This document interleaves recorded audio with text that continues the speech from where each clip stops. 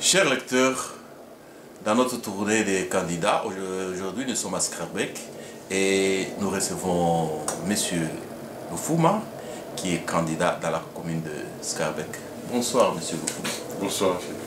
Est-ce que vous pouvez vous présenter pour vous représenter pour nos lecteurs parce qu'il y en a déjà qui vous connaissent? Donc je m'appelle Lufuma Louwezo Patrick Patou. Donc je suis avocat dans la vie. J'ai été pendant 7 ans avocat au barreau de Bruxelles et puis j'ai travaillé pendant 3 ans au Conseil du contentieux des étrangers au ministère de l'Intérieur. Maintenant je me relance comme avocat et voilà. Est-ce que vous pouvez nous donner le sens de votre engagement politique? Dans votre vie avant vous ne faisiez pas la politique et subitement vous êtes en politique. Est-ce que nos lecteurs peuvent savoir ce qui vous a motivé à entrer en politique?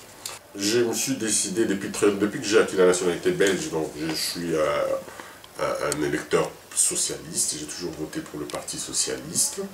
Et voilà, donc j'ai pris goût il y a quelques années, lors des dernières élections fédérales, j'étais très proche, je voulais vraiment faire partie, même, j'ai tenté ma chance d'abord pour être candidat, ça n'a pas marché.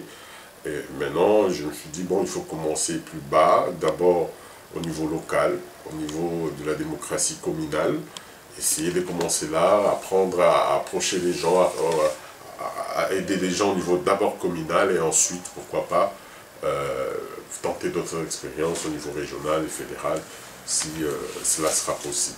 Il y a plusieurs candidats, il y a des tas d'affiches un peu partout, pour qu'on fasse la différence entre vous et les autres. Vous pouvez dire à nos lecteurs quelle est votre particularité? D'abord, c'est le fait que moi je suis candidat socialiste à Schaerbeek. Donc ça c'est déjà une particularité par rapport aux autres candidats qui sont affichés, mais pour les autres partis. Je crois que c'est la plus grande particularité qui me singularise par rapport aux autres candidats. Donc je suis dans la liste PS à Schaerbeek au numéro 35, donc que je porte fièrement. 3e place, 3e colonne de la liste du Parti socialiste. Vous dites que vous êtes du PS. Qu'est-ce qui caractérise votre parti et le différencie des autres partis?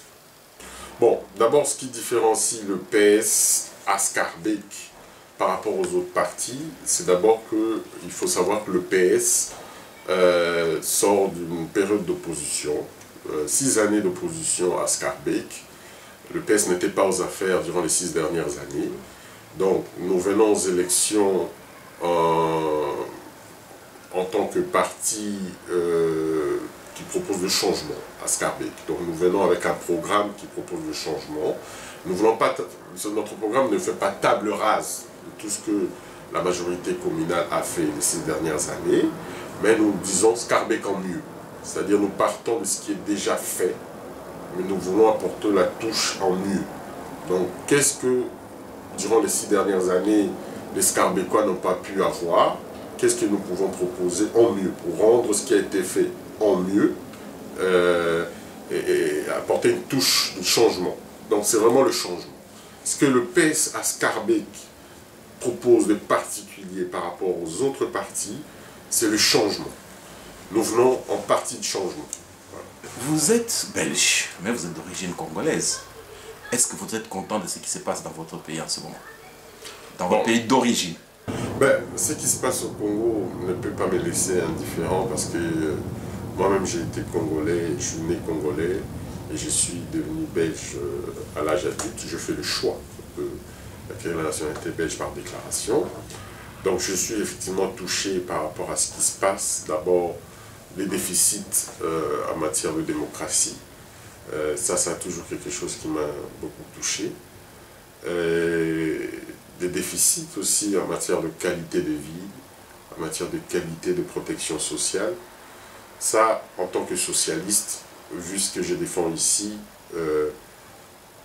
connaissant aussi les réalités du terrain sur place, parce que je suis avocat là-bas aussi, inscrit au barreau de Matadi, et je fais des séjours là-bas, donc je sais qu'il y a quand même des déficits considérables en termes, sur le plan social. Et en tant que socialiste, je dois d'abord l'admettre. Donc il y a mieux à faire. Si j'ai dit ici Skarbek en mieux, je peux dire là-bas RDC en mieux. Donc il y a beaucoup de choses à faire. Nous devons vraiment... Bon, si je dis en tant qu'observateur de la situation, parce que je ne suis plus congolais, donc d'ici, je pense que si j'ai un petit message à faire à mes amis congolais qui sont aussi dans la politique, je pense qu'ils doivent avoir une attitude d'humilité, de reconnaissance du fait que, comparativement à ce que nous vivons ici, il y a quand même des déficits en termes de démocratie considérables et des déficits en termes de protection sociale considérables. Donc l'humilité, je pense que c'est l'attitude que mes confrères congolais politiciens doivent avoir. Maintenant, je ne dis pas qu'ils doivent avoir aussi une attitude de résignation. Je crois qu'ils doivent rester debout et se dire que demain, ça sera un autre jour. Demain, le Congo va rattraper des écarts, grâce effectivement aussi à l'aide de ses amis, la Belgique, avec le Parti socialiste fait partie du gouvernement et le Parti socialiste ne lésine pas sur le moyen pour essayer d'apporter l'aide qu'elle peut pour que le Congo continue d'avancer, pour résorber son retard en termes de déficit démocratique, mais aussi son retard en termes de déficit de couverture sociale. Le 14 octobre, le lecteur qui nous suit va voter. Et qu'est-ce que vous pouvez lui dire en ce moment pour le convaincre de voter pour vous?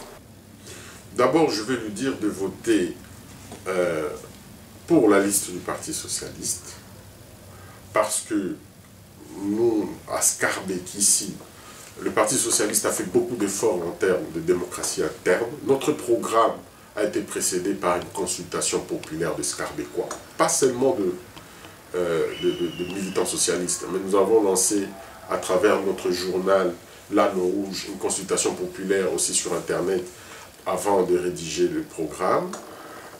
Tous les Skarbékois ont été consultés, on a pris l'avis des Skarbékois et c'est une nouveauté. Le Parti socialiste à Skarbek a été critiqué par la majorité en place à l'époque, par Écolo notamment, suite à cette consultation. Mais on est allé de l'avant, nous l'avons fait et nous avons pris vraiment le pouls au niveau des Skarbékois. Ça c'est quelque chose en termes, j'ai découvert ça dans un parti, dans une section locale, on prend cette initiative et ça me rassure.